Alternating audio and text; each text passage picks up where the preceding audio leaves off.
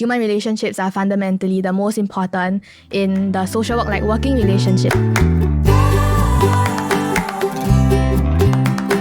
I was from NUS college, so I took a different basket of modules, and one of the modules was called Impact Experience. So you can either do a project locally or like regionally. So I was working with a stateless group in Thailand, Chiang Mai, and the group of students involved were across like the different faculties, right? So I was the only social work student, and I was grouped up with like computer science majors, life science majors as well, and also a data analytics student. And so we all have very different interests, very different strengths, and we had to come up with something that worked towards the goal of trying to address poverty through value-added product. And the product was solar-dried banana. So I'm not like a cook, right? And so like nice. It's so like nice. a very, very different like world or like different field. And so I think I was a bit challenged at the beginning, like how do I as a social work student, like what do I bring to the table? Because a computer science student can do like website development, right? But for a social work student, I was trying to see like what is tangible, or do I even have to create something tangible? Yeah, but I think what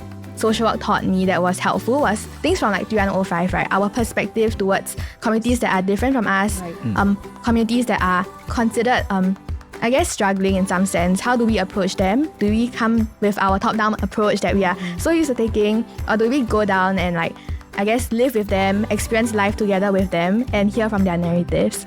So I think we, through that lens, initiated a lot of like participatory action research, PR. Yeah, so lived with them and then interviewed them a lot. So many interviews. I think they got tired in the amount of interviews. But really helped us to see, okay, what is really the issue at hand?